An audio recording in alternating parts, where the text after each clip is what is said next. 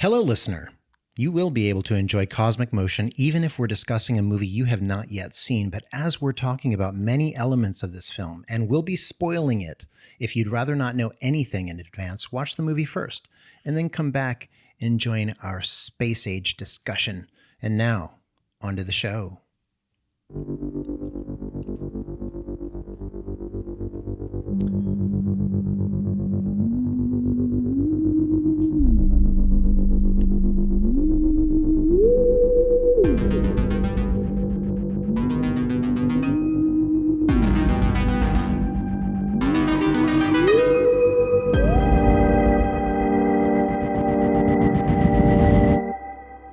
Welcome to episode 19 of Cosmic Motion, an audio program where filmmakers of all kinds discuss motion pictures, good, bad, ugly, and always interesting throughout the cinematic cosmos. We're recording this on March 30th, 2025. I'm here with my co-host and stranded astronaut, Colin Dixon. He's a multimedia editor and a guy who knows how to take shallow breaths in a spacesuit. And I'm here with my childlike apparition, William Budell. He's a director. He's an editor, occasional actor. Tor Johnson, Tori Spelling, 3-hour tour. You love that button. I do. This week, our guest is DM Harring. DM is a writer-director whose short films have amassed millions of views across platforms. He wrote for ABC's The Company You Keep and Fox's Rosewood and has developed projects with CBS, Warner Brothers, John Chu, Courtney B. Vance, Wilder Valderrama, and other people you might see on a screen and say, oh, yeah, him. His award-winning short horror comedy Floater has screened at festivals across the globe. His short fiction has appeared under various aliases, most recently in Daikai Juzin, Seventh Circle Pyrite, and The Beauty and Darkness anthology by Dark Moon Rising Publications.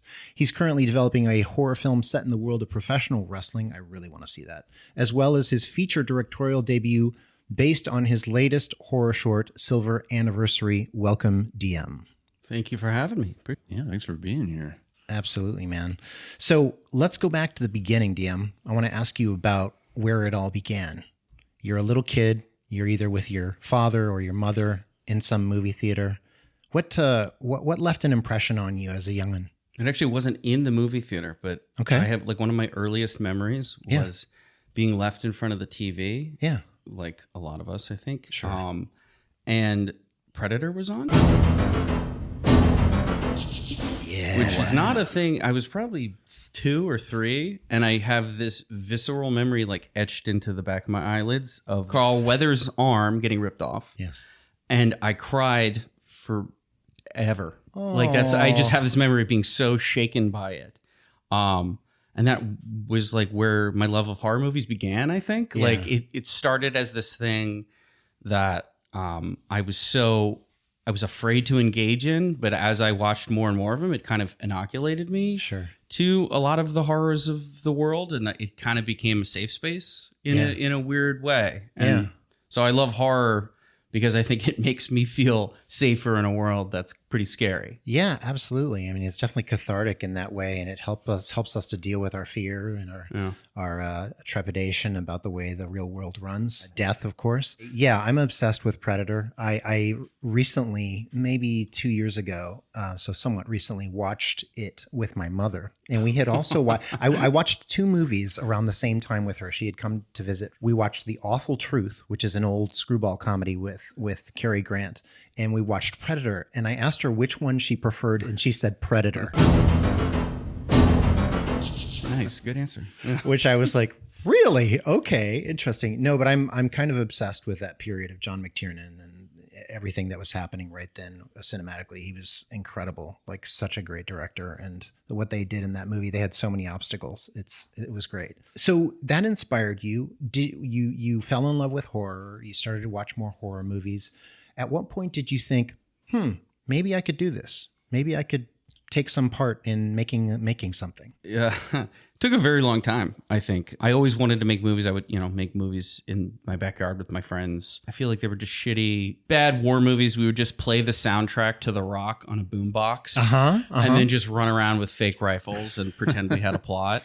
And I think we did that for a very long time. And I actually went to film camp. I went to animation camp. Oh my I was gosh. obsessed with it. Yeah. Wow. But my parents, I'm from Washington, D.C., and it's very much like you're a lawyer or you're a politician. Right. Like, you know, Sure. there's just like Hollywood, what? Yeah. Like they don't, you know, Right. that it never felt like something I could actually do, but I was always in love with it. And then actually when I was 18, I interned at Anonymous Content out in LA. My dad knew a guy who knew a guy, and I was able to intern for like 2 months out of the summer, and I read Eternal Sunshine of the Spotless Mind, and that just blew my. And this was before it came out. You said you read it. Okay. I read okay. it. Oh, Yeah, I before it was came out. a Okay. script reader. Wow. So basically, I was the intern, so I would Sure. read all the scripts. Sure. And I would read the slush pile. But my boss, who was an assistant, was like, "You should read this. This is what we're shooting right now." And I was like, "This is the best thing ever." And then when I saw it, it was even more incredible. So you read the shooting draft then? I read the shooting Because draft. I was going to ask Yeah. you, I don't know if the earliest draft was Charlie Kaufman by himself or if it always had Michel Gondry and they wrote it together. I don't know either. Yeah, Yeah, what I had was both of them. Yeah. But I mean, it was changed. Obviously, there were some differences between that and what was shot. But just it kind of put on the screen, or in my mind when I was reading it, like what I liked in literature, because I have always really flocked to like magical realism and stuff like that. And that, you know, this really brought that into cinema. Other films had obviously done it, but I just hadn't been exposed to that. Yeah. So when I read it, it just sort of blew my mind up. And I was like, you know, I was in LA. It still didn't feel like this attainable thing. I didn't know anyone that was a writer. Or I didn't even know what half the jobs were. Yeah. And it just made me want to really try it. Right. Which took a ton of convincing. Parents suggested, which means I had to take the GRE and the LSAT. And At 18? No, this is after college. okay, No, okay. because sorry, I went through college and Did you go to film school? no, I was not. What That did was you not suggested? Were you so I didn't go to film school either. Did Yeah. you what did you study? Just curious. I was just English. I mean, too. we had. It's funny. The year I started in college, that my school offered. It was the first time they offered film classes, which were not great, but I took them. Yeah. Whatever I could. It was more film theory, which was interesting. Actually, that this will circle back to what we're talking about, but it was how I first learned about giallos, because there was one of the classes was taught by a French teacher who loved movies, and so he taught French and Italian cinema. So first it was like the greats of French and Italian cinema, then it was his own. So we did noir, Yeah. French and Italian noir, and every semester he would do a new one, and then it was French and Italian horror movies, and that's how I came across giallos at like 20 or 21. gialli as they're known. Yeah, gialli. Yeah. And so that, obviously really spoke to me, loving horror. Did they hit you immediately in terms of like I love what they're doing here? Oh, yeah. Love the I feel mean, of I it. saw Suspiria in class and I was like, this is everything like that. like just, and just the way he talked about it too. Like my professor was this guy, I actually still am in touch with him every once in a while. Philippe Met, wonderful man, who talked about scopophilia and just what Argento was trying to do as far as sort of indicting the audience in a way. Yeah. And just the audience writ large as far as how we consume, how we look at things and how we're watching murder as this spectacle when it's actually someone dying. Right. And look, what does that mean? Right. And that the deeper things within horror. The deeper, redder things. Yeah, it was interesting. It took me from like the surface level loving of horror to sort of a deeper understanding of the genre and a deeper love for it. And so then from there, I was even more hooked, and I was like, I really want to try to do this. Then I was sort of dissuaded. Actually, I was derailed for a year. I had to get 2 shoulder surgeries. I have a lot of joint issues, so I had to get some surgery on my shoulders, and I was kind of stuck for a year, and I was kind of like couldn't use my arms.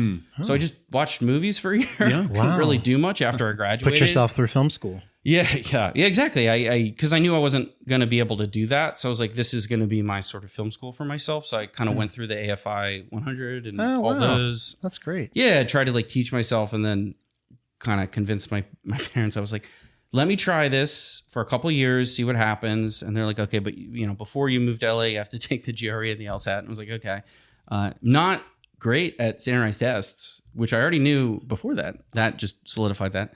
But yeah, so then I moved out here, and so I started as an assistant at a talent agency, because that's what I was, because I had interned at Anonymous, and then I asked the people there, they're like, oh, well, you learn the business best at a talent agency working with agents. So were you like rolling calls? And Yeah, it was hell. And I like, since then, I think man. I've dissuaded every single person that comes to me. I'm like, if you want to learn the business, that's a great place to be. But if you want to be a creative, Right. you will learn the business through osmosis eventually. Right. Spend your time around creative people, not business people. Right. Sure. It was a tough, not to, a lot of people poo-poo agents. Like I think great agents, it's pretty amazing what they do. Right. And I have actually a lot of respect for them. Right. I won't talk about the other ones, but Yeah. it wasn't like the best entree for me into the business. And I sort of bumped around for a while. I ended up sort of in the TV world as a writer's assistant. And I did that for a number of years. And then I got promoted, and finally, after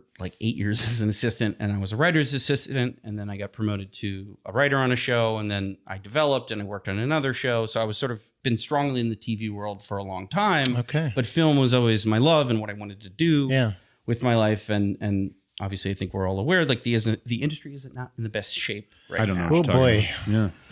Yeah. So I'm just trying to use this as an opportunity to really venture more into what I kind of wanted to do, which was feature film, because horror seems to be the only thing that is doing well right now, and it's always what I wanted to do. So I feel like it's the easiest pivot for me in where the business is. No pivot is easy, especially how long I've been out here. But yeah, so I shot a short. I've been writing, developing feature projects with producers, and I've shot a this horror comedy that you mentioned. I just shot a new horror short, and then we're going to try to use that to sort of launch a feature off of. Congrats. Yeah, thanks. So are you mostly interested in the writing directing path? Is that the idea? Yeah, Write yeah. and direct together? Yeah, it took, your original question, kind of what made me think I could do this. It took a really long time. Like I always wanted to direct, but then the hard thing for me was when I really learned what a director was, the examples were Friedkin. It was these abusive people. Yeah. And I'm the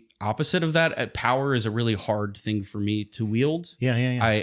Because I've seen the dark side of that. Right. And I'm like, well, I can't be shitty to people. Right. So I can't be a director. Right. And which is weird. That's where my head went. So I think for a long time I was like, I'll write, that's fine. But I started directing theater actually out in LA. Oh, cool. And working with actors. And I was always afraid of actors. I went to a high school that was very theater focused. And the actors, I love actors, but it took me a while to get there. Sure. Because I just didn't understand them. And once I started directing theater and really working with them, I understood how they ticked. And I feel like there was so much more commonality than I thought there would be. Yeah. I loved it. And I love directing. That's so cool, man. And just the kindness I got from the actors gave me the confidence. What a great training as a director to just focus especially on performance. Yeah. Yeah, and it's to great. to really dig in and figure out how to communicate and be communicated to. Yeah. Yeah. And that's what I learned is really the trick of directing. The skill set is talking to actors to get what you need out of them. Yeah. And going back to Friedkin, it's like, yeah, you could abuse someone and get there, or you could just find out mentally how they tick and try to talk them into what you're trying to do. Which be able is to explain yourself. Yeah, which is what most good directors do. Exactly. Yeah. And I'm not to knock Friedkin. No, he's very talented. I love him as a director, but just knowing what he did on The Exorcist, which was very slapping close. the priest. Oh, because that's in your neck of the woods. I grew up actually. So this is a weird tangent. I grew up in Georgetown, very Tony neighborhood in Washington D.C., and I found out way too young in my life that connecting to my love of horror movies, my dad actually tried to move us into the Exorcist house. You're kidding. Yes, he tried to buy it and move us there because my dad loves a deal, and no one wanted to live there. Nobody wants this house. We got to get this thing right not away. What you think, not because it's cursed in any way, but because there's like an easement because people kept going to take photos there and wanting to see it. Sure. So you can't kick any of those people out. So it's just constantly people around your house. And is that house actually by the stairs? It's above the stairs. So the stairs are. I'm sure they had a set. But So you just have people there with cameras all day. the time. Just Yeah. Funny Wow. story. The last time I was in DC, we was walking through Georgetown, and there was this guy just kind of like on the ground, and people were taking pictures of him. I was like, "What the fuck is going on?" And he was just posing in front of the staircase. I had have no seen that idea. before. Like, I Right. had no idea. That's so funny, and it's just like a narrow little staircase, right? Yeah. Did you before your dad? Had you seen The Exorcist when your dad decided maybe he'd like to? No, this was after. Actually, so the story continues because the first time I watched The Exorcist, I see the church with the desecrated Jesus in that. And I look out the window, and it is across the street from my house. Oh. So I had a freak out because I realized like we are next to the church from The Exorcist. Oh, wow. I just like never watching it realized I'm like, oh, they shot it in Georgetown, like all the places. Yeah. Like we were right next to Georgetown University where they shot it. So it was like I had so many connections to that film. Sure. And it felt realer, I think, than any horror movie I'd seen because I was like, it's literally my backyard. Wow. Yeah. So what a neat connection to film history. Yeah. And they're making a film within that film. People sometimes forget about that. Yeah. Yeah. So okay. So then you move into writing, directing. That's your favorite aspect. You fell in love earlier when you were studying with giallo, maybe when you were watching your films when you were injured. Yeah. Yeah. Or gialli, as we say. And then which ones sort of sparked you? Which ones did you really say, oh, yes, I love this? I know you said Suspiria. Yeah, definitely Suspiria. Did you like Deep Red? Did you like... Yeah, I like Deep Red. I'm trying to remember. I think it's Tenebrae that kind of has this like transgressive component to it that I didn't love. Yeah, I mean, I saw all the Argentos of that period. Okay. And I mean, Suspiria was the one that really jumped out at me, just the visuals of it. Right. And the music. I mean, I love Goblin. Yeah, me too. I mean, I write to Goblin too. Yeah. Especially, I do write to Suspiria, but I love writing to Deep Red. Like Deep Red is my favorite of the movies and of the scores, personally. Yeah, that's a great score too. Yeah, I like that. Those are the two that I write to for sure. It's that, and the other one's not a giallo, but Eyes Without a Face. Oh yeah, sure. Gefranju. Yeah, because I think to me, or are you talking about Billy Idol? Which one? Yeah, both. Love that song. I do too. It's a fantastic song. I love. I think part of it is coming from DC. I'm a very political person. I think every person who emerges from DC, you can't not have that. It's just the way you're wired. Like I always say, like the cab drivers in DC know more about politics than the representatives on the Hill. Like you absorb it. Yeah. And so I think film to me, there's a way where it's not political, but I think especially horror tends to lean in that direction. Not maybe capital P politics like Republican, Democrat, but I just think there's always going to be a message in there because you're trying to say something, and horror is just the best way to talk about it. So for me, that was also sort of why I gravitated towards horror, is like you have this ability to talk about deeper things, societal issues. Those were the horror movies I kind of gravitate to, less like gore. Like I love a good slasher movie, but I think giallo, there was sometimes like Don't Torture a Duckling, whereas it's not my favorite movie. Yeah. It's talking about abuse in the Catholic Church, and no one was allowed to talk about it. Is that Fulci?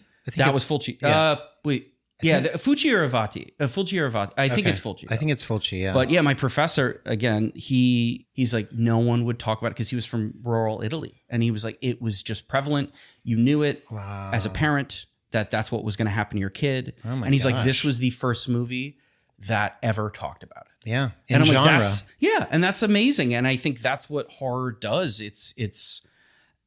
People look past it, and so when you don't have all the eyes of the world on you, you're kind of able to get away with talking about things that other films are sometimes too afraid to talk about. Absolutely. And then it becomes part of the public consciousness. But I think in a lot of ways it starts with horror in the same way, weirdly, that like technology starts with pornography. Sure. Yeah. It's like a similar thing where it's like horror is this thing no one, some people don't understand, and they kind of shove it in the corner, and so you can talk about these really deep societal issues. Yeah, and I find genre in general useful for that. Just as a filmmaker myself, I find that just talking about something directly through drama isn't as interesting, but it is definitely more lauded. There are a few horror films that win Oscars, let me put it that way, or Best Picture Oscars. Yeah. If you just make a film about abuse a la Spotlight, then there's a good chance because it's right there in front and it's respectable, etc. And I find that really interesting that's the way that genre is kind of put to the side and overlooked. So I'm glad you mentioned that. Clearly you love giallo, so I don't think I have to ask you why you chose this movie. Is there anything else that stuck out to you about the film we're going to talk about today?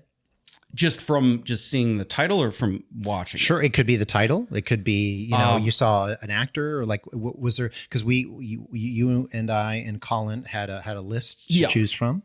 What was it that? I mean, it's that simple. It was an Italian giallo. So, I mean, we can get into whether or not it's a giallo. I was curious about it being put into that category. But that's why it just seemed interesting to me. And I read a little bit about it. Actually, this is another, I'll go on a slightly shorter rant this time. The fact that there's astronauts in it. And this is what's but this is a weird thing watching it. So I had this recurring dream as a kid for a week where I have a lot of, I'm narcoleptic. I have a sleep disorder. So like sleep is something I've always been interested in and fascinated with because it's something I've struggled with my whole life is sleep. Sure. This thing that's like so easy and normal for everybody is just this huge part of my life. And as a kid, I had horrible night terrors and sleep paralysis episodes. And I would have these super, super vivid dreams. And I had this dream and it is always there in my head because it was the exact same dream for an entire week. I had the same dream every day for almost a week. And it got so bad and I was so afraid to go to sleep because I didn't want to keep having this dream that my parents, they sent me to a psychiatrist and trying to figure out what was going on with me. And I'm dancing around it. The dream was an astronaut in the woods. And I was this astronaut in the woods and I didn't know why I was there and I couldn't escape. And it felt like years of my life. And that's why I was so afraid to have the dream because I was trapped. And it went on and on. And even though, the dream, it's only a couple hours, if that, in it felt like this endless just forest that I couldn't escape from. And I couldn't get my helmet off. It's been this part of my life, this dream I had as a kid that I couldn't escape. And then one day I just stopped having the dream. But it was the same dream for days. And I remember I got a T-shirt once that I found at like a Walmart maybe. It was an astronaut in the woods that I found. I saw that. I was like, oh, that's me. That's your dream. Yeah. So then I was like, oh, there's an astronaut in here. I'm like, oh yeah, it feels like it was calling to me. Yeah. This film. Have you, well, that's fascinating. Yeah. Have you thought about maybe including that in one of your pieces? Yeah. I just don't know that one. I just never know where it fits into things. Sure. But yeah, I mean, at some point, I'm sure it'll come up. How do astronauts fit into this one? So the movie we're talking about today, what's the title? Footprints on the Moon. Yes. My name is Alice. I'm Alice Chesby. This time I will not run away. In 1975, Le Orme, which I think means the footprints, Italian, seems to be popularly categorized as a giallo. So let's talk about the plot a little bit. I'm going to go into it. Florinda Bolkan plays Alice, a translator who seems to be traveling to places and living and losing days from her life that she can't fully recall. She's also having disturbing dreams connected to a film she once saw wherein an astronaut is left all alone on the moon in a government or is it a corporate experiment? Is Alice losing her mind? Is she part of a larger conspiracy? Or has reality simply devolved into a rabbit hole full of mysterious characters and events that she must struggle to piece together? So here we are. Footprints on the Moon, 1975. What did you guys think? Well, you guys danced around maybe the controversy of calling this a giallo because this doesn't feel like it fits the genre to me. I mean, I guess maybe I'm putting too fine a set of features or fixing too fine a set of features to the genre. I don't think that every giallo has to be explicitly, luridly sexual or has to feature the most grotesque violence that you can possibly imagine. But some combination of that feels like it should be in there. So this really just feels at least one like straight razor. Sure. But even the score doesn't quite feel giallo. So it's got that. This feels more like a supernatural mystery to me. It almost feels mislabeled. And it's also got kind of like a minimalist look to it, which I actually appreciate. But it's definitely not the sort of maximalist giallo look that you're usually encountering. So, this one's hard to categorize. It is. DM? I feel like it fits into that sort of 70s paranoid, the thriller, parallax view type thing. Yeah, it's a little more fantastical with the whole moon thing going on. That's how I would categorize it. Yeah, I'd agree. I mean, it's definitely not straight giallo. I mean, if anything, I think part of the reason why it might be classified that way is it has Florinda Bolkan, who starred in other gialli. Sure. And it's Italian and it's from the 70s. And a lot of those films from that time in Italy were giallo. And she is featuring a spectacularly 70s haircut. Oof. So here's another example. I keep complaining about haircuts on this show. So I'm probably... which is hilarious because I have no hair. But she, I don't know why or when or how this happened, but her haircut, despite the fact that she is a gorgeous woman, it is some kind of strange helmet. Maybe it's supposed to be a la astronaut type suit thing. No, you're being too generous. It's a very Ally McGraw in Convoy. Is it that bad? No, not quite that bad. Not quite that bad. And she's quite striking. So it's we don't want to be too uncharitable to Florinda, but no, she herself is, she's amazing, but her haircut in this movie. Yeah, and the other thing is the way I know her is from Lizard in a Woman's Skin, which is Fulci. And that is a giallo. And she's gorgeous in that movie with long flowing hair. And so, the only time we see her like that in this is when she puts on that red wig. I think that was the choice. That's probably why they did that, because they wanted this transformation with the hair down. Unfortunately, in my opinion, I don't think there was any difference between the two. Yeah. Alice and Nicole. Right. In this, they didn't do, hair and makeup maybe could have done a little more work there. But I think that's why they gave her that haircut, because it's so strikingly different from the long hair. But it is. Yeah. Yeah, but it just sort of, it seems to cut one of her prime features right away from her head. Well, let's talk a little bit about how this was made. The studio is Cinemart SRL and produced by Luciano Perugia and Marina Cicogna. Shot for 9 weeks, beginning April 29th, 1974, ending in July 1974, distributed by Cineris, and released in Italy February 1st, 1975. I watched a Shoreline Entertainment print on Fossum TV. Wow. It was formatted 16:9, so it was changed from its original 1.85 to 1. So it wasn't a good print, which sucks because this is shot by my favorite living DP, guys, Vittorio Storaro. Also, in my version, the audio would switch between English dub and the original Italian. Oh, God. So it was yours too? Mine did that as well. And I had mine. So I had a buddy who, and he's done this to me several times now, where he's got a huge collection of physical media, which kudos, but he also backs a lot of these up and will supply people with a digital copy.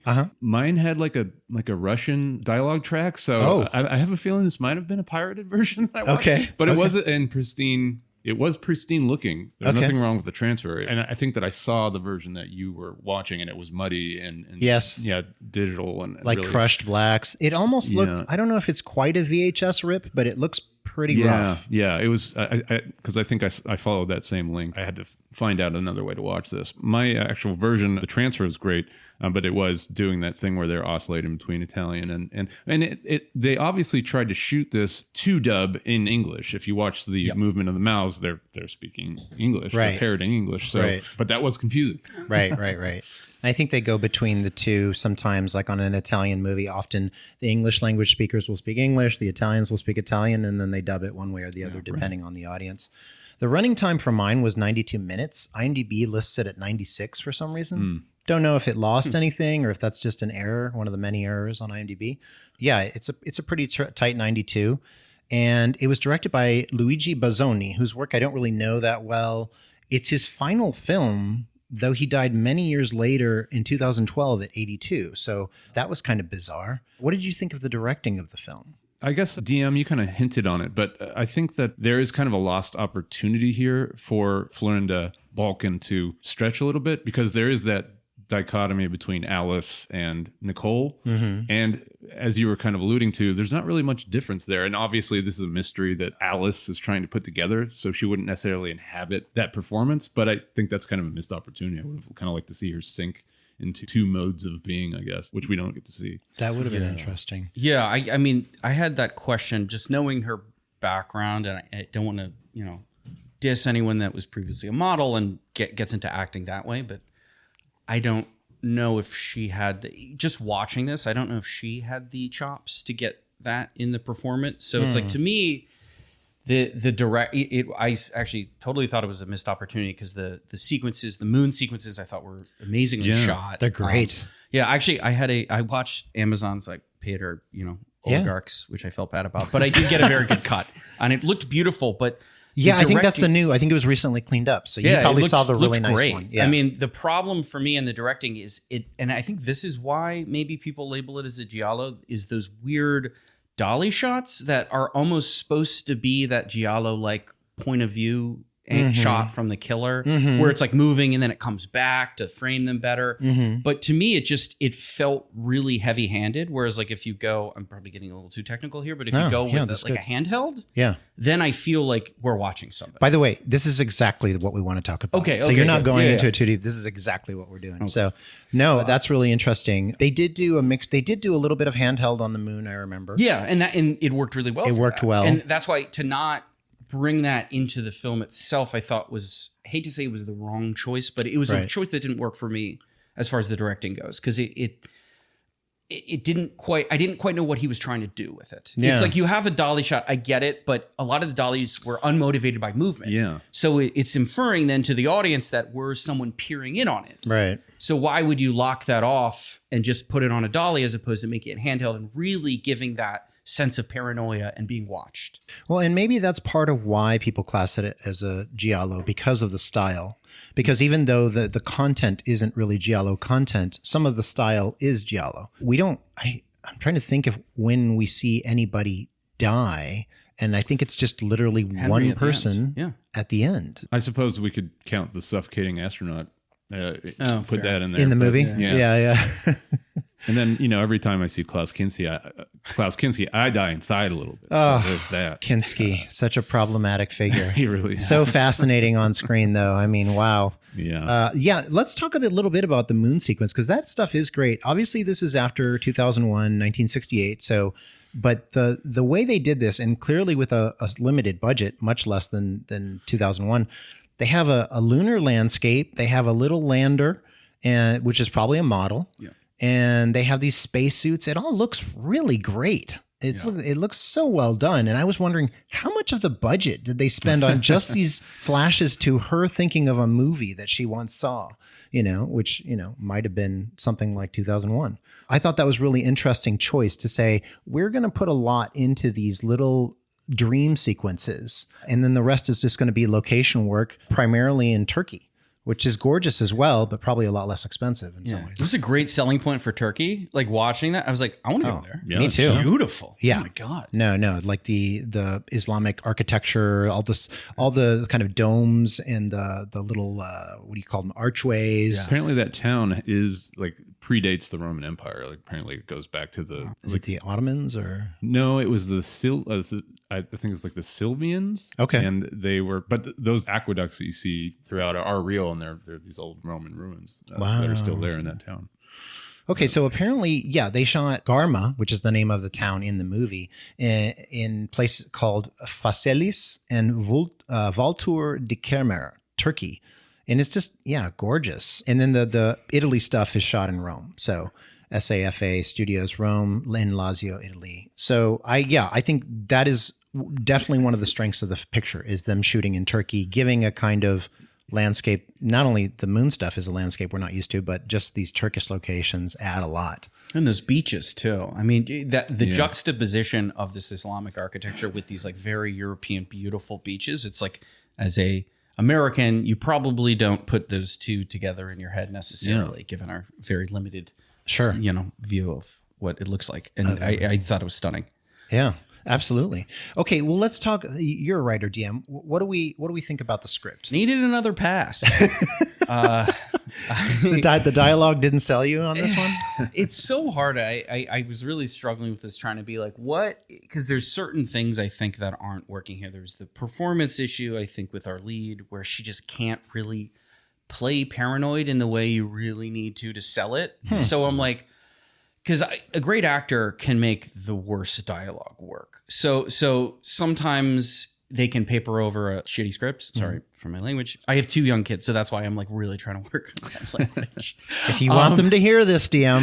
Yeah, one day. Yeah, so as far as the script goes, I mean, looking past the dialogue, because it's also when you're dubbing it, it's really hard to kind of get into it because it's not syncing up with their lips all the time.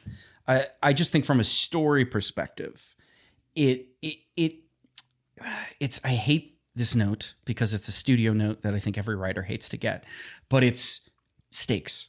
Like just the stakes weren't there. The clues were so little and minimal, and just nothing really went big.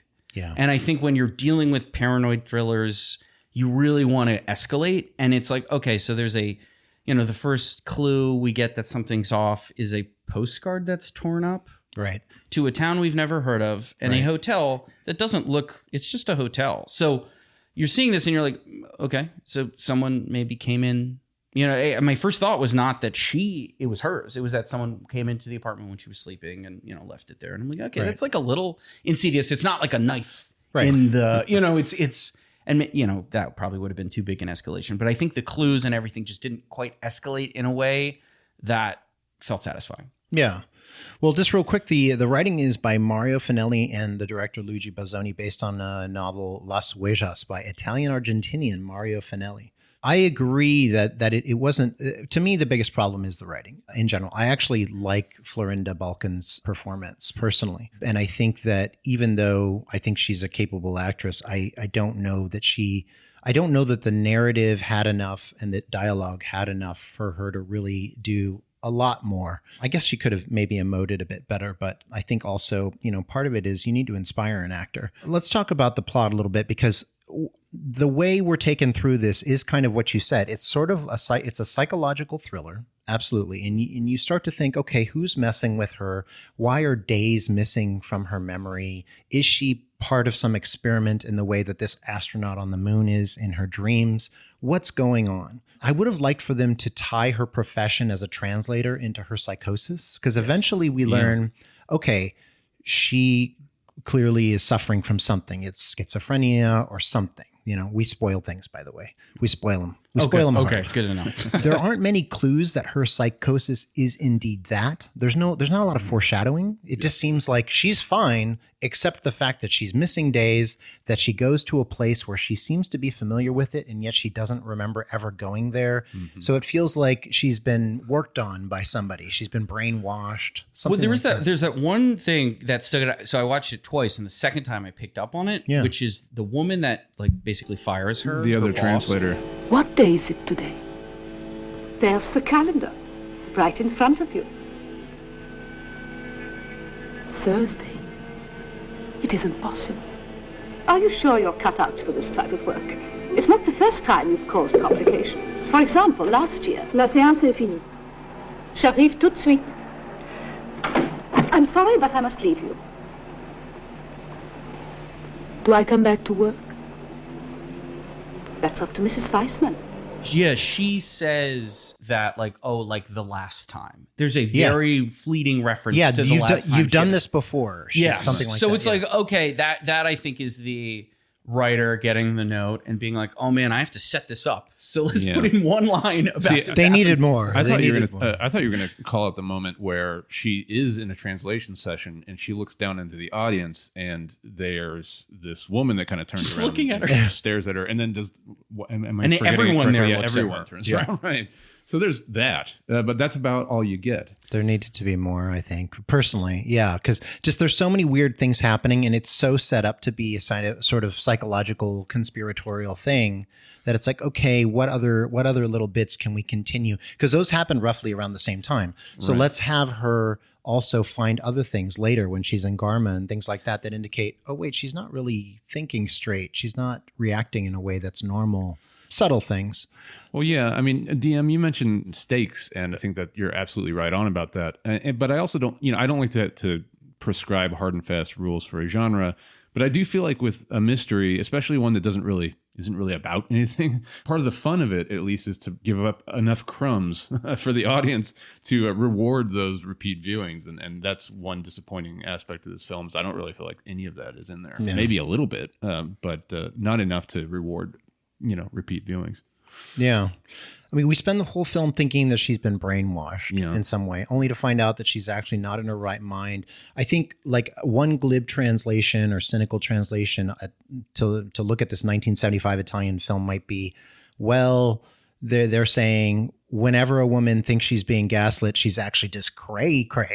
She's just, women be crazy. And I don't think that's what the director and writers are going for. I hope not. As much as I agree that, obviously women have been gaslit throughout time, throughout the centuries, but a more interesting way to approach it might be that they're trying to do a humane though ultimately it winds up being shallow thriller that looks at the mind of a schizophrenic woman. It doesn't have much to say, but it is moody and intriguing. Sure. Yeah. And so I think, yeah, like you said, it's not digging deep enough for such a big topic. It's trying to address something that's really interesting. It's just doing it in a very shallow way, and it's all tone and kind of suggestive. But ultimately, we see two astronauts dragging her away, and I guess those would be the medical people coming to pick her up and take her to a home. I wish that this had provided more because it has a lot of promise. Yeah, definitely. I mean, this is what I'll say about like why I kind of key on her performance. I'll just say like I've had dissociative episodes. I have certain mental health issues, and so I've had breaks from reality. And from the loved ones that talked to me afterwards, and knowing what it was like in it, I just didn't feel any reality in probably not the right word choice there, but I didn't feel that this nailed it at all. Okay. Like what it feels like to actually not be able to trust your own mind and that paranoia, I just wasn't getting it in her performance, and definitely not in the writing. I felt like everyone involved with this, I don't think any of them had ever experienced it, right, or really knew a schizophrenic person, right? Because like I just it just didn't, nothing really rang true, and that's what. And I do agree that it's a missed opportunity, because I think if they had a little more authenticity on some level of like what it actually is like, they would have known just how to gauge that performance a little better, and in the writing maybe build it up in a way where you really feel that paranoia, because when you feel like the world, when you're in a dissociative state and you feel that paranoia where everyone is staring at you, where I've had that, right. That to me was the only true moment in the entire film. Okay. Was when everyone was staring at her, because I've lived that, where you're walking down the street and you even though they're not, you think everyone is looking at you, and it's this weird sort of thing that rang true. But everything else, I was like, you go from this very real, terrifying moment, and then you kind of crank down, and then it gets not paranoid for a while. That's true. It kind of goes into a lulled, trancy sort of, it's moody. Yeah. That's interesting. Yeah. And it's beautiful, but what is it? It's not making enough. It's not being efficient. It's not efficiently exploring those ideas. No, it's actually supremely inefficient. I mean, they meander around these people kind of. I mean, we really don't need as much time as this film dedicates to selling the idea that other people have had an experience with this character. Right. It's like, you could probably do that for about 10 minutes, right? And then we can move on.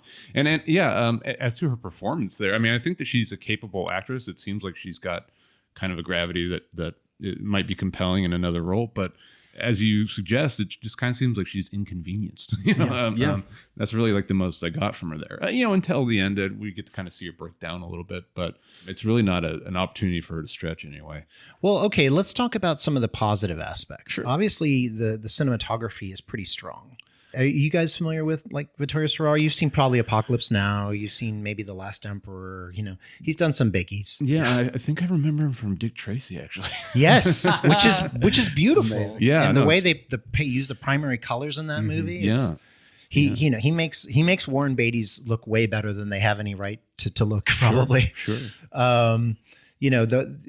This Shoreline Entertainment print I saw in Fossum is pretty terrible, but even despite that, I could tell like it had some really cool cinematography. And I also want to mention Storaro is actually the cousin of the director, Luigi Bazzoni. Oh. So they're literally related. It's a family film. So that's kind of fun. Yeah, we talked about how maybe the kind of style of the shooting doesn't quite conform to the genre, but there was a really interesting sense of movement despite that. I felt like some of those tracking shots that did feel a little bit arduous were actually it felt like they were exploring like the geography of the space a little bit, particularly in that final, what was it, a hotel or an old house with the peacock room and things like that. Yeah. And there's this grand parlor that the camera is kind of doing this rotating tracking shot on. And I thought stuff like that was interesting.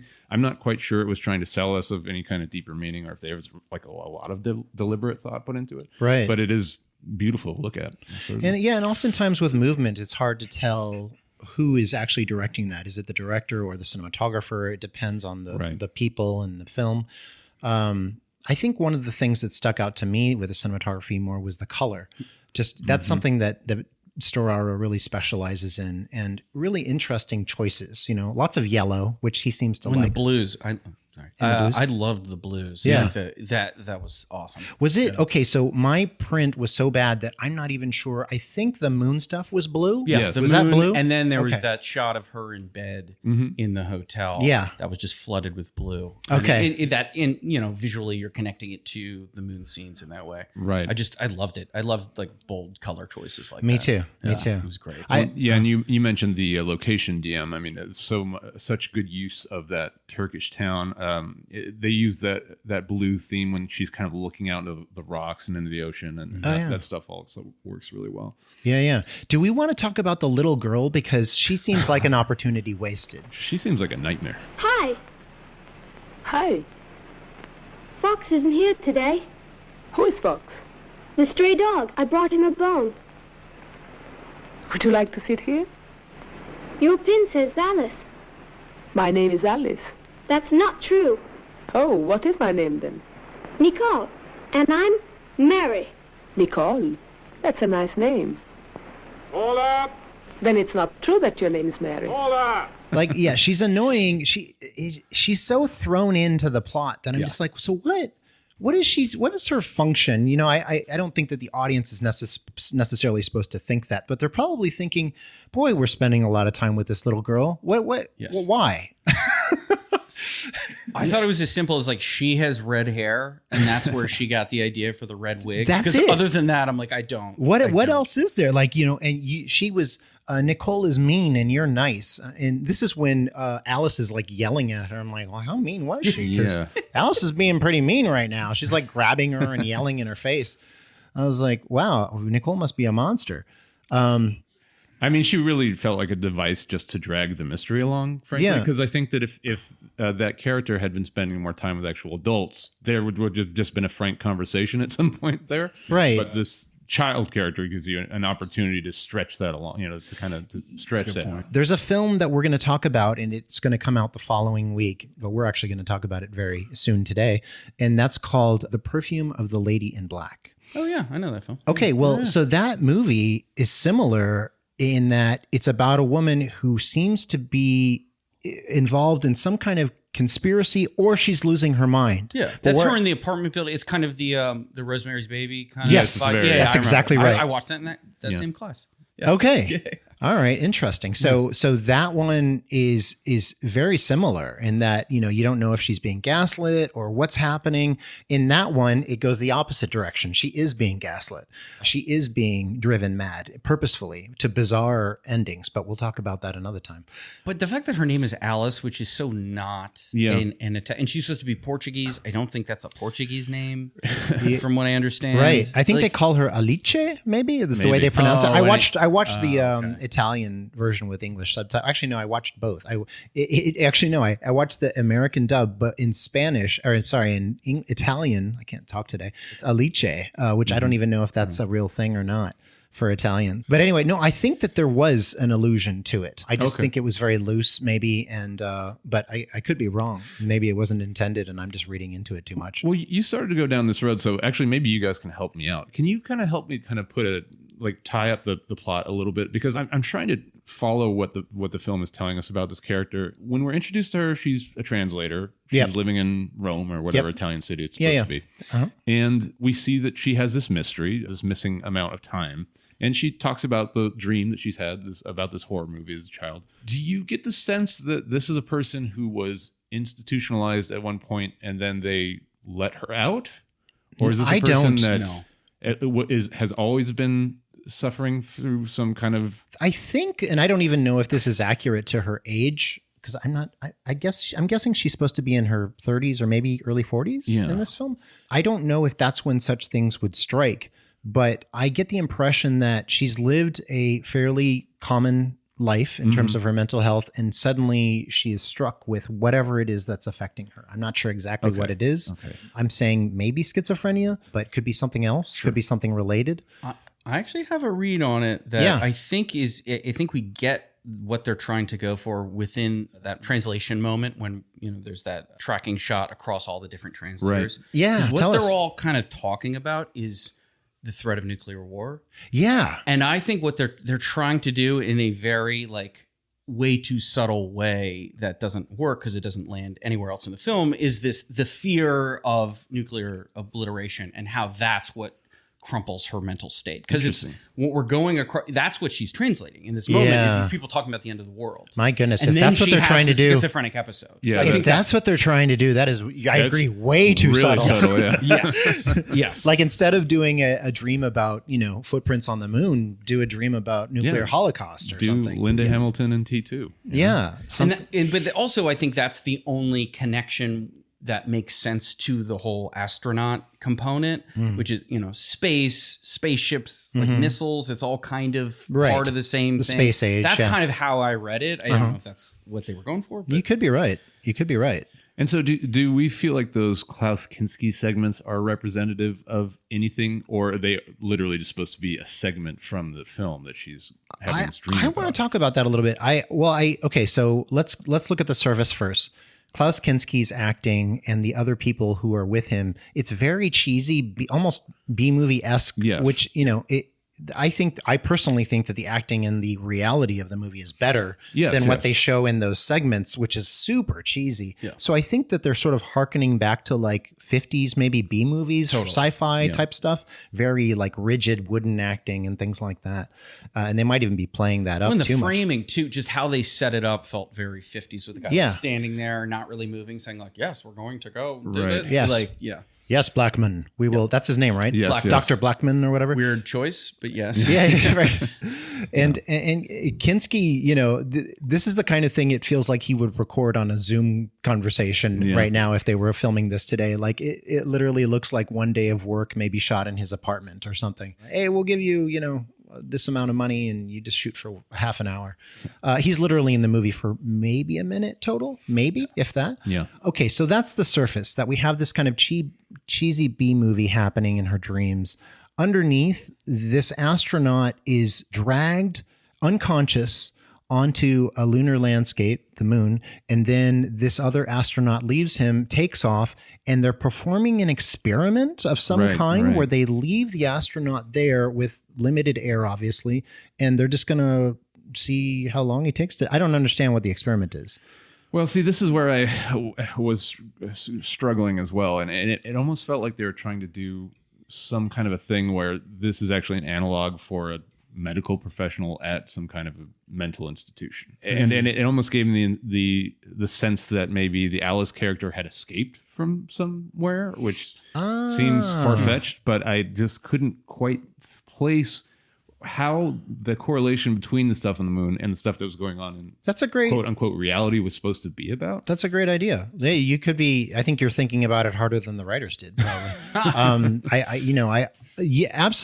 The astronauts at the end carrying her away, to me, are people from an institution carrying her away. So I just assumed that maybe the astronauts that were suffocating were maybe other institutionalized people who never got well, so to speak, or whatever, that is supposed to represent. But it just seems, that just seems like there's not enough threads there to pull, so I'm not quite sure what they're doing. Did any of it strike you, DM? Did you have any thoughts on why the footprints on the moon? What's the importance of that? Or if it's... Yeah, I mean, that feels like an accurate read for me. It just, the writing doesn't, get you what you need to get there. But I still think that there is that space age sort of connection to it, and that sort of undercurrent of paranoia, and maybe that's why they made that choice. But yeah, it's a weird, and also hold on, I have to get my because there was this line about that she says that I thought was supposed to be important, and they never really talk about it. Where it's just this idea that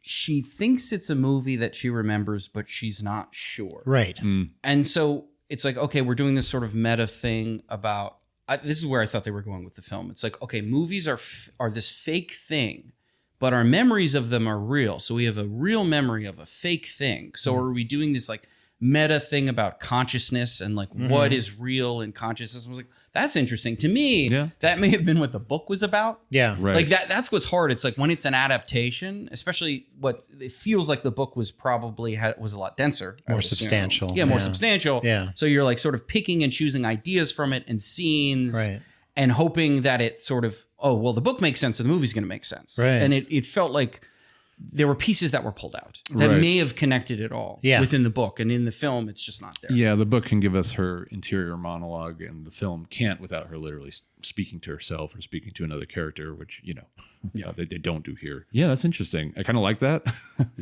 But I kind of wish the script had bore that out. But there's also, it seems like there's a connection to her either hallucination or memory of this moon sequence to whatever Henry is doing. Or whoever he is connected to. We haven't talked about Henry yet. Right. So Henry winds up being, I guess we could call him the love interest, which actually I'm going to say, initially, and this doesn't normally occur to me necessarily because I'm, white hetero male probably, and I'm bullheaded or something. But like I was watching this, I was like, I think this might pass the Bechdel test. Because like there are women talking about like not talking about other men, and there's scenes where they're not talking. The main character isn't talking about men. So it's like, oh, this how progressive. And then she winds up being crazy. I was like, oh, come on. It just took it right away in a way, So Henry is played by Peter McInerney or McInerney, however you say his name.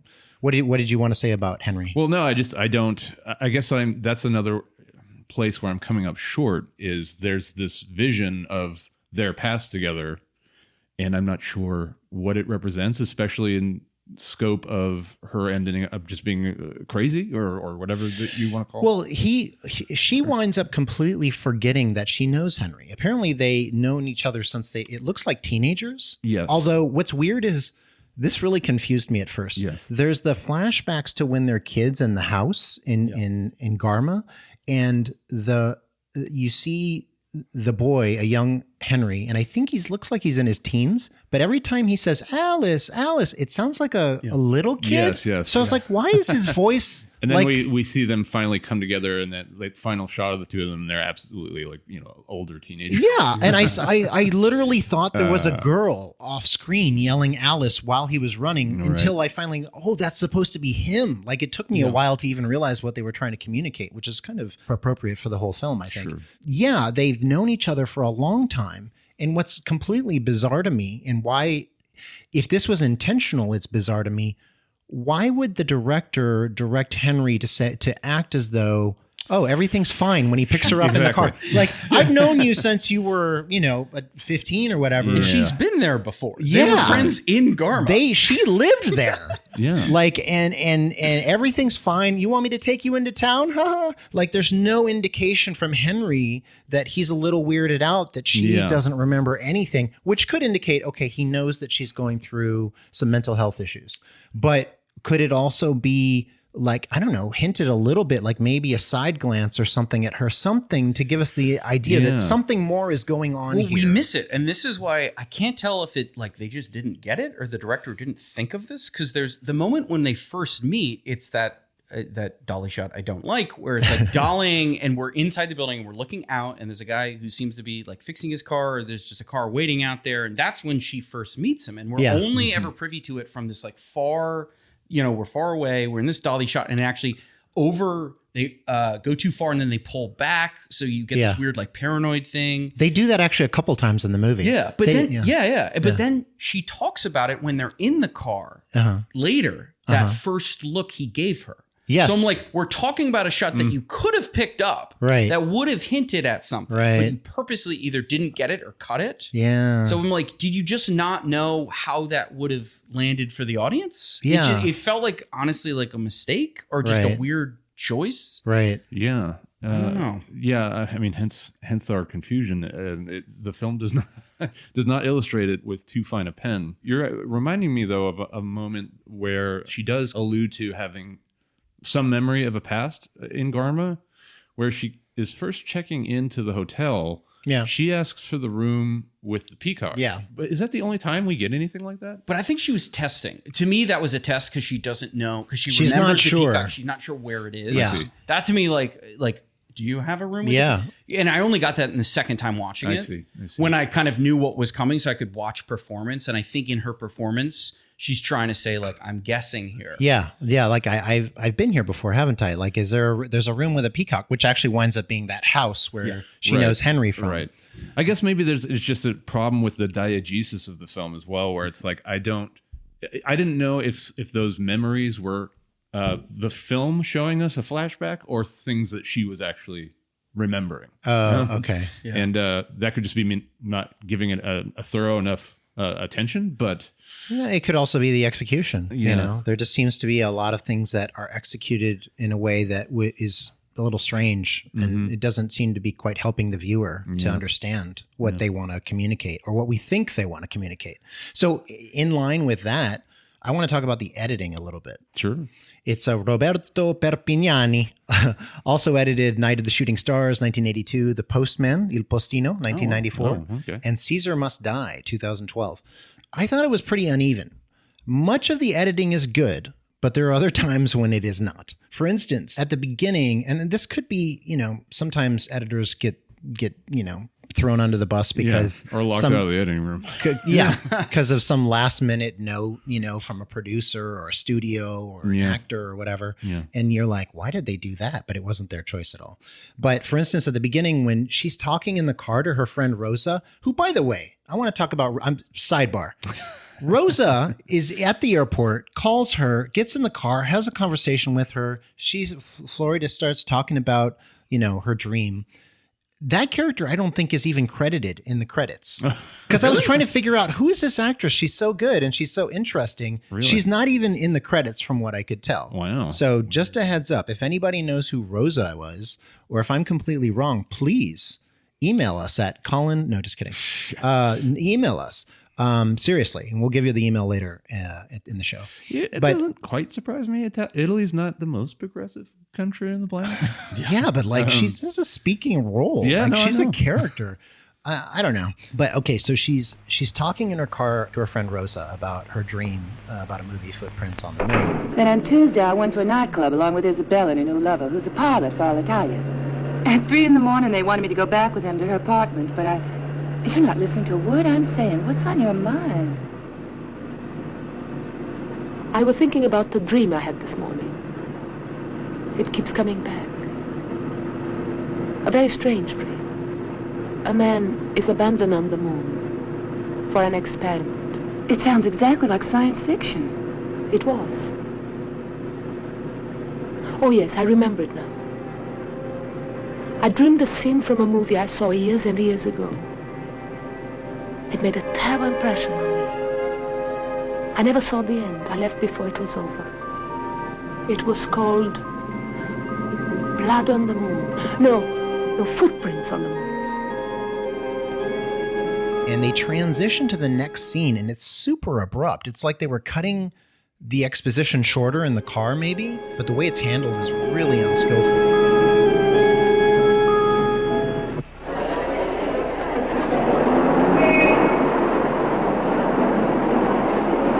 And there are other transitions like that are odd. Now, sometimes I see this in films, like from the period. And again, I don't know if it's something that has nothing to do with the editor, but I thought I should bring it up because it was jarring to me. And it happened a few times in the movie. And I don't know why. And it made me unhappy. Well, so is that the only transition What were you saying, Colin? Is that the only example of that, or is there? I mean, there were others. I just can't think specifically right now. But basically, it would be like there would be a fade out or something like that, rather than kind of a smooth transition to the next scene. And it just felt like either the way it was shot or directed didn't provide enough of a transition for them to go to the next scene. Right. Mm-hmm. And so, that could also be the direction, could very well be the direction. Or lack of coverage, for sure. Yeah. And so I'm just wondering what was the cause of that, because overall the editing was fine. It would just be every now and then there would be a really odd kind of moment of transition. There's a few weird connections between this and the film that's going to come out a week following this one. And again, that film is A Perfume of the Lady in Black. Same composer, Nicola Piovani. Wow. Now, whereas I like that score, Right. I don't really like this score so much, except what I think is interesting is the church organ music over the space stuff, which 100%, later becomes popular because a lot of people probably think of, Interstellar. Yeah. But before Hans did it, Phil Ennio Glass. Morricone, Oh, yeah. Ennio Morricone did it in a Bad Brian De Palma movie Oh, called, boy. what was Mission that? to Mars. Mission to Mars. Holy Christ. I just Wow, talked good about pull. that. I forgot about Yeah. that movie. Well, there's a reason for that. But one of the coolest things about that movie is watching these spaceships move through space to church organ music. And I remember it striking me when I saw it and thinking how cool that was. And then later Hans did it again in Interstellar. I liked that. I liked that part where they're, dragging the astronaut or whatever, and you hear this church organ music.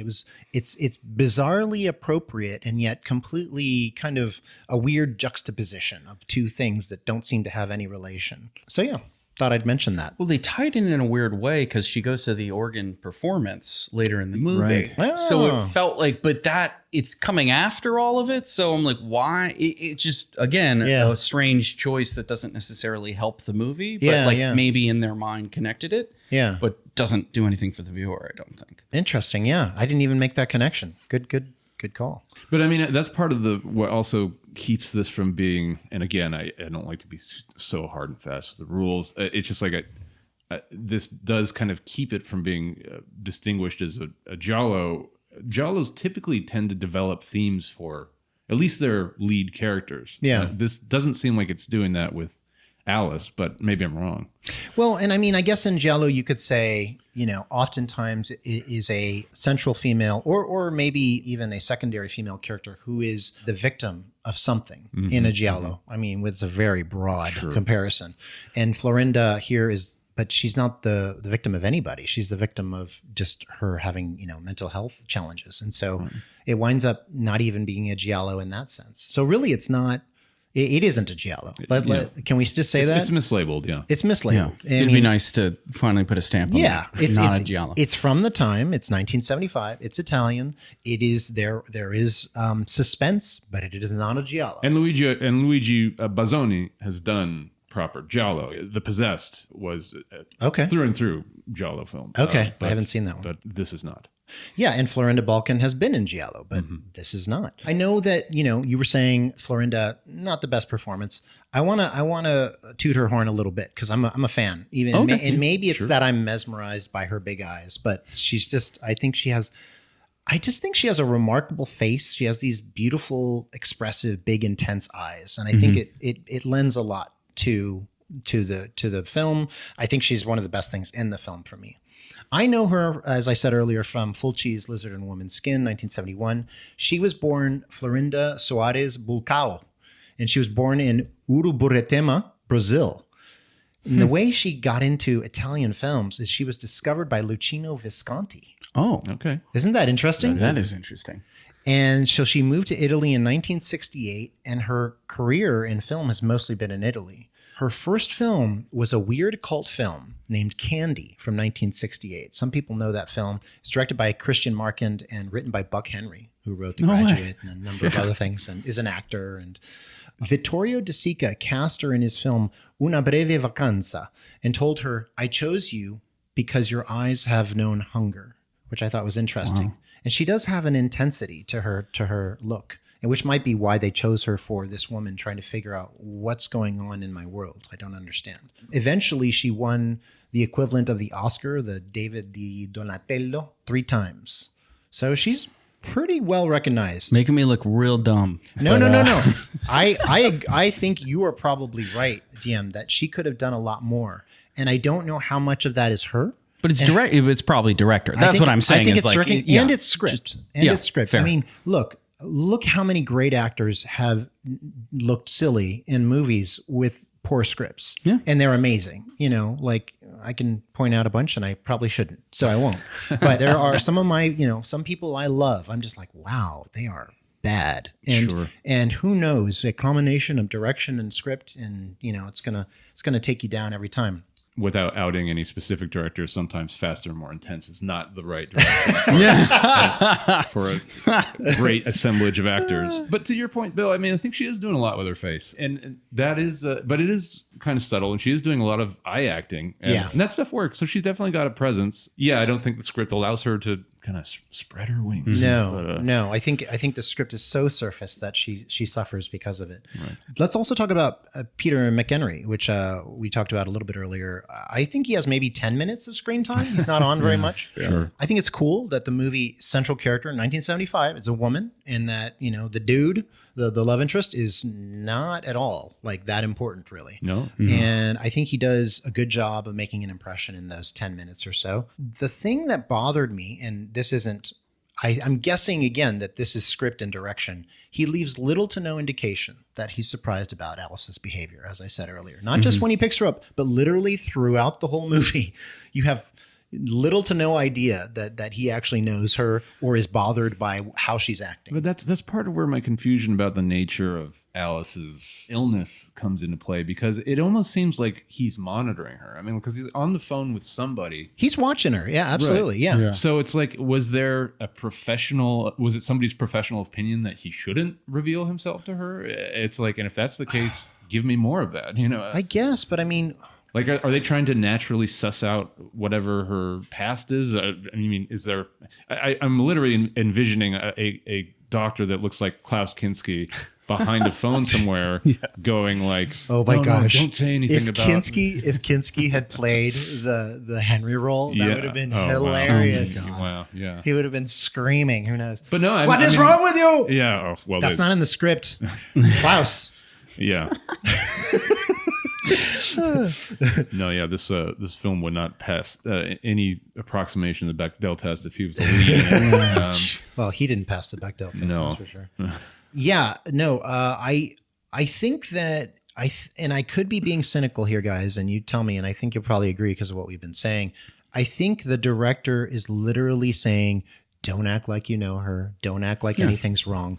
And it's so that the audience has no idea until later when he literally says, we know each other.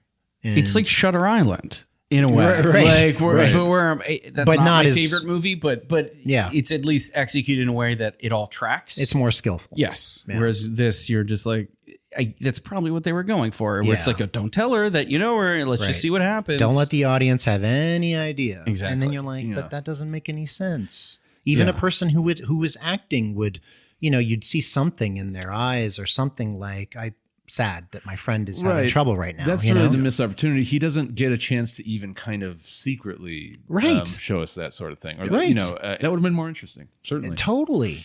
And it could have been subtle, but I have the feeling that the director ironed it out of him. That's my guess. Yeah.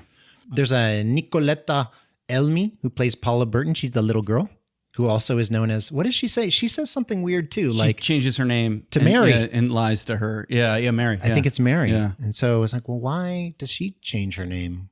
I get I get Nicole changing her name because maybe she forgets who she is or something, but why would the little girl change her name too? I was thinking, were they trying to go for some, like, little kids do that all the time. Like, I have a 3-year-old daughter and she's, I'm Elsa. Right. And I'm like, okay. That was really good, by She's the like, way. what? That was a good voice. Thank you. Yeah. And then suddenly she's Aurora. And then I have to address her by that name. Okay. So it's always a Disney princess. Maybe that's all it is. It's just But I think what maybe they're trying to make this parallel, and I'm probably giving way too much credit to the screenwriter. Let's give him a little credit. Yeah, but like maybe that our lead, Alice, is in this sort of infant-like state in her mental, health. Episode. And that's kind of what they're trying to go for, maybe. I love that. I love the way that Florinda acts when the little girl approaches her on the beach and she's sitting in her chair and she suddenly loses a lot of the kind of concern that she has, and she just kind of becomes like a playful mother-like figure.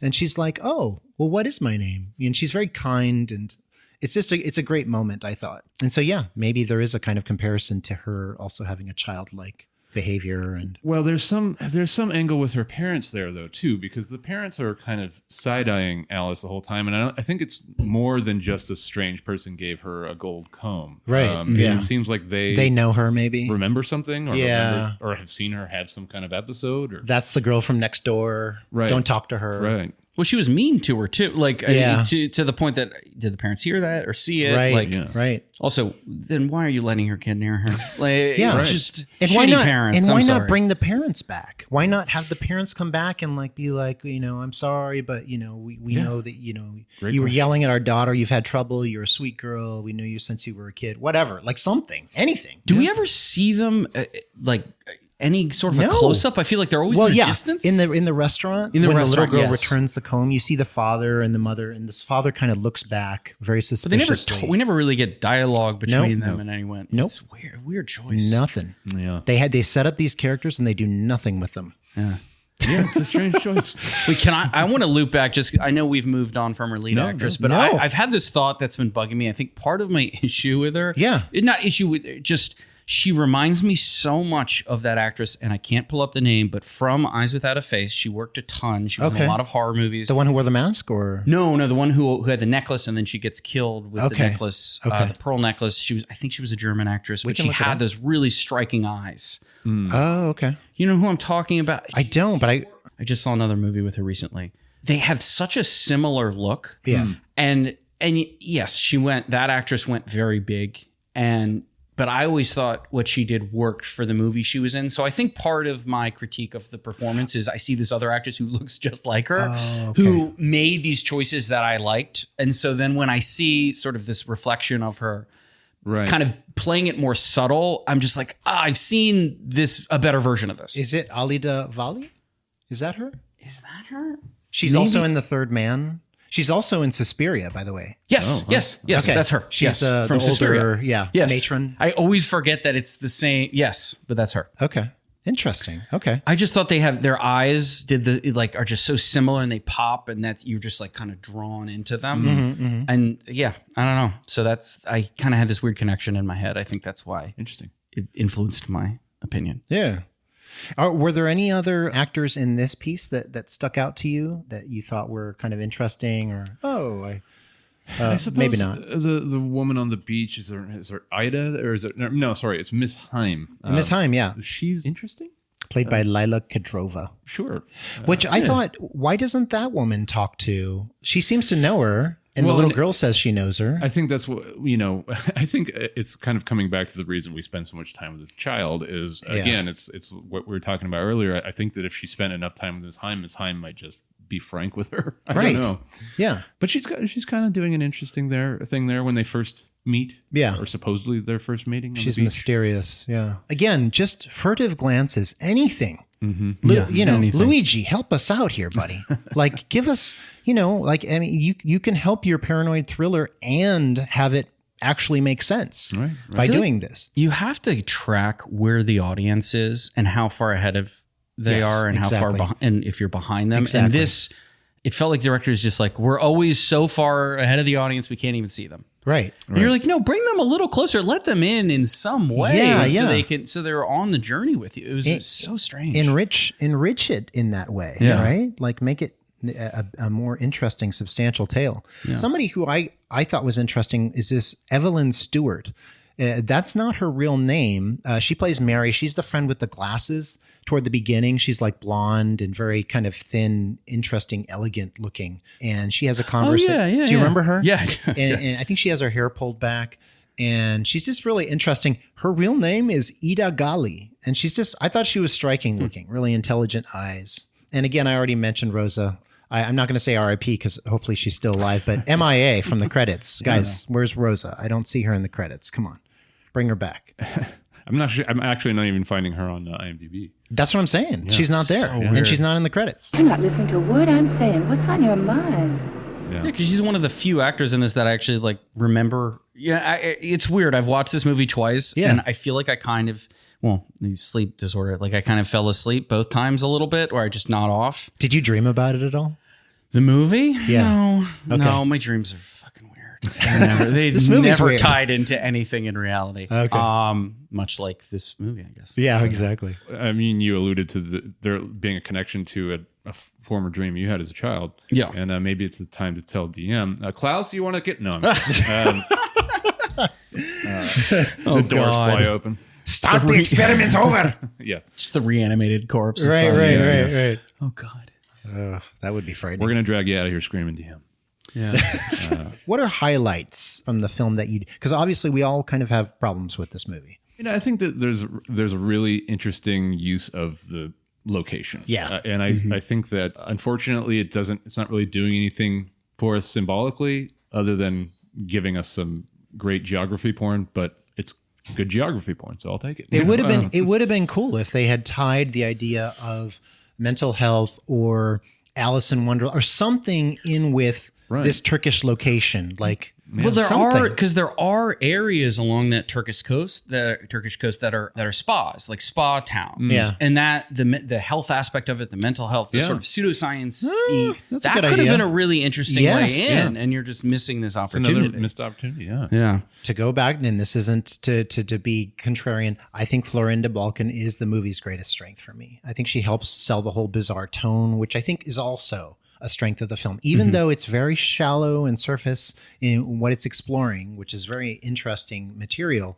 She helps the tone. She helps the mood. She's certainly working harder than any other aspect of the film to try and put you in her state of mind or to get you behind this mystery. Yeah, it's not her fault that the film's not giving up enough crumbs. Right. But yeah, there is something a little too subdued about what she's doing here that doesn't quite work. Yeah. Yeah, but it's clear that she's a capable actress. Yeah. I'll go back to the DP. There were some shots in this. I think you guys were robbed of it with the cuts you had. Yeah, but just like really gorgeous. There's this very quick shot of her in the shower, and the way the fog comes. It's a beautiful shot. That was a beautiful. Just you see kind of her silhouette. Yeah, it's just because you've seen a million shower shots. Sure. That was one of the best I've seen. Just how it was composed and just like you get this sliver of her in there. It's nothing too salacious. It's just like this is right. No, it's really well. It's more beautiful than salacious. Yeah, exactly. But there were a lot of those shots that I thought were absolutely stunning. And I'm like, it doesn't do anything to help the film. Right. But it just was the DP being like, I'm really good at this. And maybe this movie's not so good. I'm going to get some stuff for my reel here. My cousin Luigi is not doing all he needs to be doing, but I am going to make this look good. Well, and I want to be clear. My transfer on my cut was quite good. And that's right. This looks like it. I feel like this is going to age really well, or it has aged pretty well in terms of its look. It feels pretty modern to me. Yeah. Okay. So another strange connection. Did I cut you off? No. Another strange connection to The Perfume of the Lady in Black. Okay. Which is a movie we're going to talk about next. In 2011, the director of that film, Francesco Barilli, said about this film, Footprints on the Moon, that it is, quote, an intriguing, elegant, suggestive film, very courageous and peculiar, very well shot with beautiful cinematography by Vittorio Storaro. So I thought that was interesting that one of the few quotes I found about this film is from the director of that film. Wow. All these connections. Anyway, I think it had a lot of promise. It has a lot of talented people working on it. It just doesn't, ultimately the blueprint isn't sophisticated enough to tackle what it's trying to tackle. I just think it doesn't all cohere, but there's enough interesting elements that it's worth the watch. It is worth the watch. It's certainly it just doesn't cohere. Yeah, I mean, I think at the end you're going to be like, oh, it's about this woman having issues. So now what? What was the point of all that? Because I spent the whole movie thinking somebody's trying to do something to her. There's an experiment happening on her, or somebody's taken a piece of her memory away because she's been involved. Maybe she heard something when she was translating. We spent the whole movie thinking something like that. Oh no, she's just having a problem. Yeah, right. That's, okay. You should have started a little earlier addressing that. Yeah. All right. Well, okay. I think we've talked about Footprints on the Moon from 1975 sufficiently. We've given it a trial. I think there are things we found we like, things we found we don't like. DM, what are 3 films you've seen? 3 films you've seen recently, old or new, that you'd suggest the audience check out? Well, I just saw this. I finally saw Rules of the Game, the French movie, 1939. Jean Renoir. I adore that movie. Yeah, I watch it with my wife, who's not a big movie fan. She falls asleep very quickly, so I actually can tell if a movie's good just for a more not a filmmaker watching. If she stays awake, she stayed awake, and she was in, and I was like. That's amazing. For 1939, I was like, it's black and white. It's in subtitles. You're probably going to fall asleep. And she was in. So that made me feel good. But it just, I loved that movie. I feel like it feels so modern and obviously he didn't have all the ability to move the camera in the same way, but the way he's able to capture sort of the madcap nature of everything and also mashes tones together. Yeah. I loved, and also that I'm very into an anti-wealth sort of parable there. Sure. And there was that one sequence in it that just ate me to my core, which is the hunting sequence. Yes. Just brilliant. Was one of the most effective sequences I've seen in a movie. Yeah. Probably wouldn't pass Animal Lost today. No. But well, I mean, that was why on one reason why it was really hard to watch too. But what it's trying to say, and that's why I love film, because you can have it's maybe a 2-minute sequence and just that will resonate in my head maybe for the rest of my life. Maybe we need to. It's literally one of my favorite films of all time. Yeah. And if you do you know what happened when that movie came out, when it premiered? I can imagine it came out right after the Anschluss. Yeah. So the French aristocracy got in an uproar. That part of it. And actually, one man, Renoir said he saw one man who was so upset that he stood up from his seat in the theater and lit his newspaper on fire and left. Wow. Yeah, like people were angry, really angry. You're doing it right. Yeah, doing it right. That's so cool. Doing it right. Oh, wait. So 3. Sorry. The other, actually, which I mentioned before I hopped on here, but it was in the list you initially sent me, was Jack Be Nimble, starring the late Alexis Arquette. New Zealand movie from New Zealand. It was just so weird. Sometimes I use Letterboxd to kind of track what I've watched, and sometimes I'll throw on like a pithy little review. Which my take on that was if Stephen King directed Matilda. Oh, which I stand by. Okay, I've never seen Matilda, but now I want to see it. So it's like it's not a kids movie in that way. That's why, but the way that it just veers into this like horror sort of magical realism thing out of nowhere. Yeah, I just thought was so interesting. It's just another thing. I like mashups of tone and genre. I think especially when they're not executed well. Yeah, it's interesting. It feels ambitious. Interesting. Yeah, it's ambitious. That movie was. I mean, another film that like Footprints on the Moon, clearly working with a more limited budget and just what they're able to do to stretch it to make you feel like you're in a film. Yeah, and it's big. That was really interesting. Love it. And now I'm trying to think of one other movie. So I was actually up at a film festival last week. I was up at CineQuest. Oh, yeah. And a friend of mine was just up there. Yeah. How'd it go? It was great. I was there for the script competition, which I've done that before. It's never fun to You were participating or judging? I had a script in competition. I actually submitted my film. It did not get in. But my script did, I was like, I'll submit a script. And it got in. And so I was like, there's a good excuse to go there. But, and this is no knock on CineQuest because it's hard to put a festival together, but I did feel a little bit like, and this is across the board at every festival. Like if you're there with a script, it's just people don't care.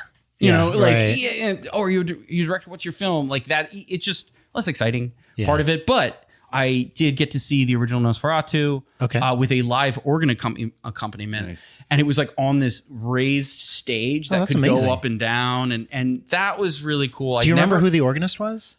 Is it? I wonder if it's somebody from LA or not. Okay. I don't know. But that was cool. I didn't love it. I think that movie obviously is very old. There's some storytelling issues with it just from a modern perspective, and also just the anti-Semitic history of it is very hard for me. As a Jewish person, I'm actually doing something with the Writers Guild right now, trying to put together an event about the history of the Jewish roots in a lot of the horror monsters, especially the Universal monsters. Interesting. And so I kind of wanted to watch it from that perspective as well.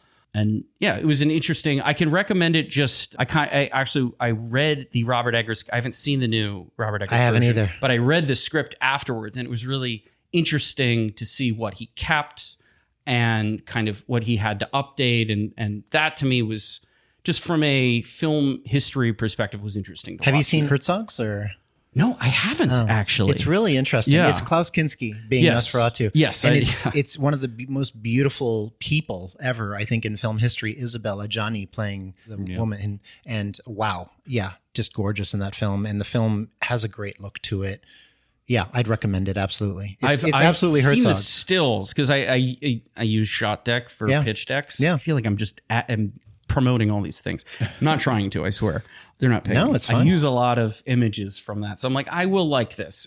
Just in how it looks. Kinski is restrained. He's not Really? maniac Kinski. And yeah, it's a really creepy, interesting film. Yeah, I like it a lot. Do you have any projects coming out that you want to talk about? Let people know where they could see them or where they might find them online? Well, Floater just ended its festival run. So I'm going to be putting it online somewhere. So you can check that out. It's not for everyone. It's a very hard watch. Is it horror? It's horror. Okay.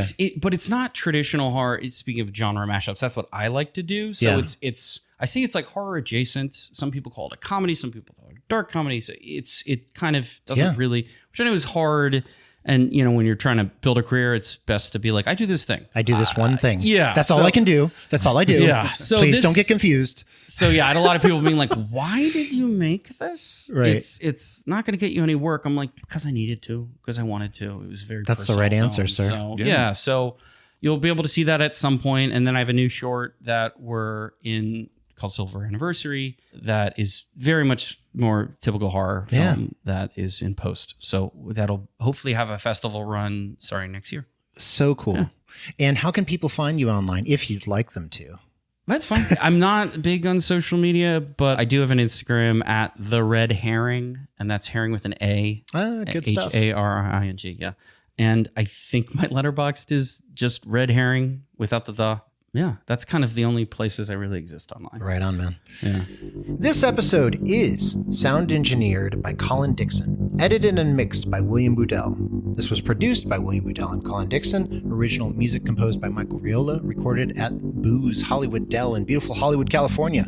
If you'd like to contact us with comments, suggestions, or high praise, email us at cosmicmotionshow@gmail.com or send us a voice message at speakpipe.com/cosmicmotion. You can find us on the socials at Cosmic Motion or Cosmic Motion Show. Emails, messages, audio, or other media you send us may be featured on the program. We want to thank our guest, DM Harring. Yeah, thanks, DM. Thanks so much for having me. This was great. Absolutely. Thanks to my amazingly sane co-host, Colin. Steer clear of Seaside Resort Gingers. Hello. Thank you, listener, for joining us for this episode. We look forward to exploring the cinematic cosmos with you in the future. Until then, keep learning, growing, and creating. We'll see you next time.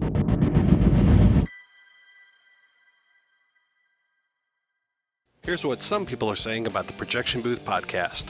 This podcast takes no shortcut in producing outstanding content. How they haven't become more widely recognized is beyond me. I love this show. Smart commentary, in-depth interviews, and great production. It's obvious how serious these guys take their podcast and bring that next level of professionalism that anyone would be hard-pressed to match.